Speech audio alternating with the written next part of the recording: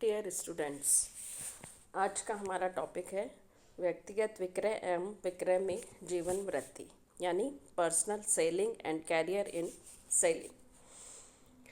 ये हम सभी जानते हैं कि विक्रय के बिना व्यावसायिक जगत में ही नहीं अपितु संपूर्ण अर्थव्यवस्था में कुछ भी घटित नहीं हो सकता। विकास का संपूर्ण चक्र विक्रय योजना के गतिमान होने से ही आगे बढ़ता है।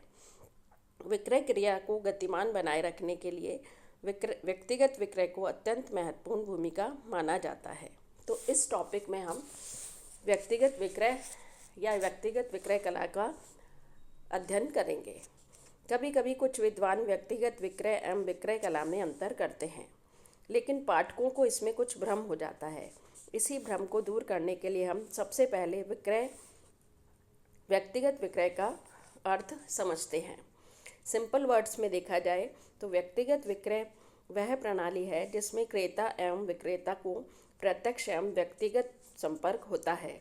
इसके विक्रयकर्ता या संभावित ग्राहक को अपने विचारों, भावनाओं, धारणाओं से प्रभावित कर उसे अपने उत्पाद के क्रय करने हेतु प्रेरित करता है। व्यक्तिगत विक्रय के कुछ डेफिनेशंस भी है, वो भी हम देख लेते हैं। अकॉर्डिंग टू बुस्क्रेर, इन्होंने कहा है कि व्यक्तिगत विक्रय में संभावित क्रेताओं से व्यक्तिगत संपर्क माल क्रय किया जाता है। इसके बाद कंडे फॉरेस्टेल ने भी एक अच्छी डेफिनेशन दी है। व्यक्तिगत विक्रय मूलतः संचार की एक विधि है। इसके अलावा व्यक्तिगत व्यवहार ही नहीं अपितु सामाजिक व्यवहार भी सम्मिलित है। इसमें विक्रयकर्ता तथा भावी ग्राहक दोनों ही आमने सामने एक दूसरे से संपर्क करते हैं। तो निष्कर्ष के रूप में या कंक्लूजन के रूप में देखा जाए तो विक्रयगत विक्रय विपणन संचार की एक प्रक्रिया है जिसमें संभावित क्रेता विक्रयकर्ता दोनों ही प्रत्यक्ष संपर्क स्थापित करते हैं तथा जिसमें विक्रयकर्ता संभावित क्रेता को अपना उत्पाद क्रय हेतु प्रेरित एवं प्रोत्साहित करता है। अब हम देखते हैं विक्रय कला, यानी विक्रय कला का मीनिंग या उसकी डेफिनेशंस क्या हैं। विक्रय कला शब्द जो है विक्रय और कला इन दोनों से मिलकर बनाया जाता है। सिंपल मीनिंग इसका ये है कि विक्रय कला एक ऐसी कला है जिसके द्वारा विक्रयकर्ता अपने चातुर्य से अपनी वस्तुओं एवं सेवाओं के स्वामित्व एवं का ग्राहक को प्रतिफल के बदले हस्तांतरित करता है। किंतु ये परिभाषा आधुनिक युग में विक्रय कला की विशेषताओं को स्पष्ट करने में असमर्थ है। इसलिए हम कुछ विद्वानों की परिभाषाएं और देख लेते हैं। इसमें हैम्पटन और जबीन ने ये कहा है कि विक्रय कला एक प्रक्रिया है जिसके द्वारा विक्रयकर्ता ग्राहकों की अधिकतम संतुष्टि के लिए किन्हीं वस्तुओं या सेवाओं की आवश्यकताओं का निर्धारण करता है तथा उन आवश्यकताओं की पूर्ति के लिए किन्हीं विशिष्ट वस्तुओं का क्रय करने के लिए उनको प्रेरित करता है। दूसरा, नॉक्स ने ये कहा है कि विक्रय कला माल को क्रय करने के लिए प्रेरित करने का एक प्रयास है। इसी तरह से अमेरिका के प्रसिद्ध विद्वान हेनरी फोर्ड ने ये कहा है कि विक्रय कला के एक मानवीय मस्तिष्क से दूसरे मानवीय मस्तिष्क को प्रभावित करने की अंतर्निहित है। विक्रयकर्ता अपने विचारों को बेचता है, लेकिन वह अपने भावी ग्राहकों के दृष्टिकोण से सोचना प्रारंभ करता है। यही सब सोचने के लिए वह प्रेरित करता है जो वह स्वयं सोचता है। इसी तरह से नाइनस्ट्रॉम ने भी एक डेफिनेशन दी है कि विक्रय कला माल के प्रस्तुत करने की वह कला और चातुर्य है जो माल के तटस्थ एवं विपक्षी विचारों का मांग अथवा इच्छा को परिणित करता है। तो इस तरह से हमने देखा कि इन सभी डेफिनेशंस या जो विद्वानों ने डेफिनेशंस दी है उसके कंक्लूजन के रूप में हमें यह स्पष्ट हो जाता है कि विक्रय कला एक ऐसी प्रक्रिया है जिसके द्वारा ग्राहक के अधिकतम संतुष्टि प्रदान करने वाली आवश्यकता को ज्ञात किया जाता है तथा उसकी आवश्यकता को वस्तु को क्रय करने के लिए प्रेरित किया जाता है। वस्तुतः यह देखा जाए कि यह एक तरह का व्यक्तिगत चातुर्य है जिसके द्वारा विक्रयकर्ता अपने भावी ग्राहकों को आवश्यकताओं को ज्ञात करके उनकी पूर्ति के लिए वस्तुएं विक्रय करने का प्रयास करता है ताकि ग्राहकों को उनकी आवश्यकता की पूर्ति से संतुष्टि प्राप्त हो सके एवं स्वयं लाभकारी विक्रय के लक्ष्य को प्राप्त कर सके।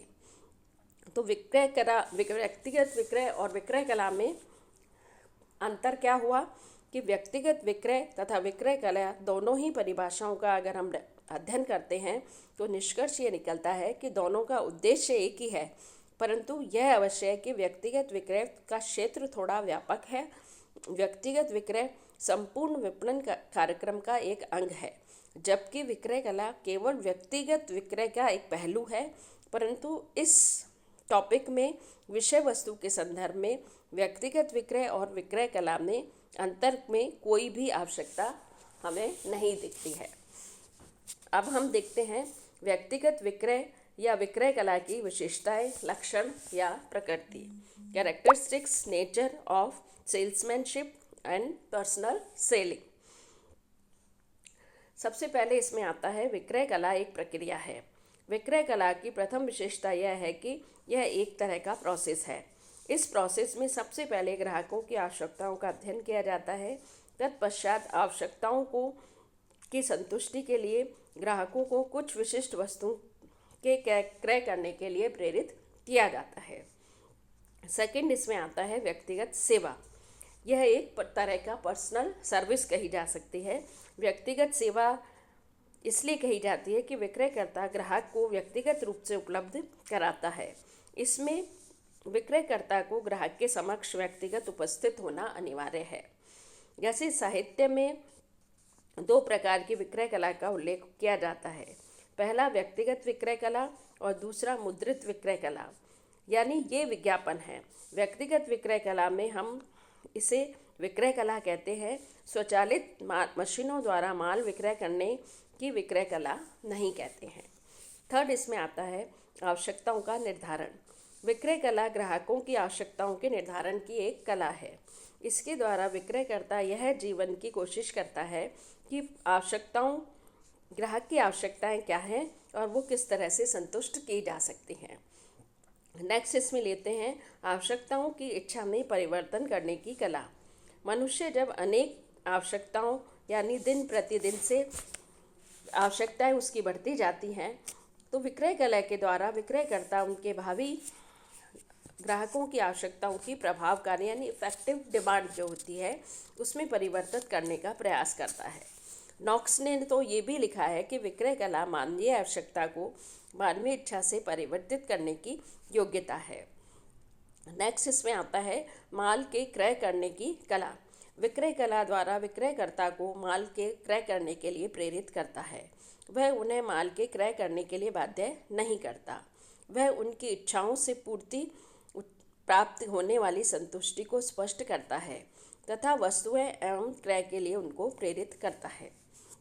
नेक्स्ट, इसमें आता है एक मानवीय मस्तिष्क से दूसरे मानवीय मस्तिष्क को प्रभावित करने की कला।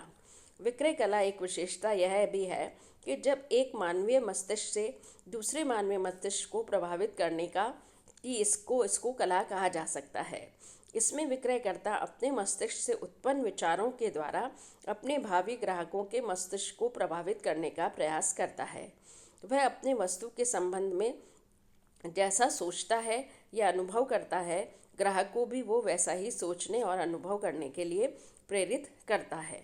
हेनरी फोर्ड ने इसके लिए ये ठीक ही लिखा है कि विक्रय कला मानवीय मस्तिष्क से दूसरे मानवीय मस्तिष्क को प्रभावित करने के दृष्टिकोण से सोचना प्रारंभ करता है और उसे वही सब सोचने के लिए प्रेरित करता है जो उसने खुद ने सोचा है। नेक्स्ट, इसमें आता है ग्राहकों की समस्या का निर्धारण करने की कला। इसमें ये आधुनिक विक्रयकर्ता जो होते हैं वो ग्राहकों की समस्या के निवारण में ही लगा रहता है, न कि विक्रय की बाधाओं को दूर करने में। वस्तुस्थिति यह है कि आधुनिक समय में विक्रय कला तभी सफल हो पाती है जबकि विक्रय कला अपने ग्राहकों की समस्याओं को दूर करने में रुचि लेता है। यदि उसका उद्देश्य अपने माल का विक्रय करने तक ही सीमित है तो वह ग्राहकों को सदैव के लिए अपना नहीं बना सकता है। नेक्स्ट, इसमें आता है म्यूचुअल गेन यानी पारस्परिक हित। विक्रय कला किसी प्रकार के पक्षकार के हित में नहीं है। यह तो क्रेता और विक्रयकर्ता दोनों के ही पारस्परिक हित के लिए है। इस प्रक्रिया में विक्रयकर्ताओं के ग्राहकों के हितों को पहले सोचना चाहिए, उसके बाद ग्राहक को संतुष्ट करना चाहिए। इसके बाद ही ग्राहकों की संतुष्टि से विक्रयकर्ता निरंतर लाभकारी विक्रय प्राप्त कर सकता है। नेक्स्ट इसमें आता है संबंधों की घनिष्ठता। विक्रय कला ग्राहकों एवं विक्रयकर्ताओं के बीच घनिष्ठ संबंधों का सूत्रपात करने का अधिकार है। इसका कारण यह है कि विक्रय कला पारस्परिक लोग या हित के लिए की जाती है। यह किसी भी को भी धोखा देकर लाभ कमाने के लिए नहीं है। यह दोनों पक्षकारों के घनिष्ठ संबंधों के सूत्रपात का करने वाली प्रक्रिया है। नेक्स्ट इसमें आता है मोल भाव। मोल भाव यानी विक्रय प्रक्रिया में मोल भाव की प्रवृत्ति सदैव ही हो रही है, किंतु आधुनिक विक्रय कला में मोल भाव की प्रवृत्ति न्यूनतम पाई जाती है। इसके बाद आता है ग्राहक सदैव सही। इस विचारधारा का इसमें पालन किया जाता है। आधुनिक विक्रयकर्ता में सामान्यतः ग्राहक सदैव सही विचारधारा का ही पालन किया जा रहा है। विक्रयकर्ता ग्राहकों की समस्याओं पर शिकायतों पर पूर्ण रूप से विचार करते हैं एवं उनके सामान्यतः सही मानकर उनकी समस्याओं तथा शिकायतों का निवारण का प्रयास करते हैं। इसके बाद इसमें आता है सार्वभौमिक विचार यानी यूनिवर्सल कॉन्सेप्ट। आधुनिक विक्रय कला का विचार प्राय सभी देशों में सभी व्यक्तियों द्वारा अपनाया जाता है। विक्रयकर्ता के अतिरिक्त बच्चा, युवा, वृद्ध, राजनेता, श्रमिक, नेता, समाजसेवी, वकील, डॉक्टर सभी विक्रय कला पर किसी न किसी रूप में निर्भर रहते हैं। राजनेता जनता से वोट मांगते समय, तो वकील न्यायाधीश से अपने तर्कों से प्रभावित करते समय, बच्चा अपने बड़ों से अपनी इच्छा की मिठाई या खिलौने प्राप्त करने के लिए विक्रय कला का जमकर उपयोग करते हैं। बाकी सभी मानव किसी न किसी रूप में विक्रय कला का उपयोग करते ही हैं।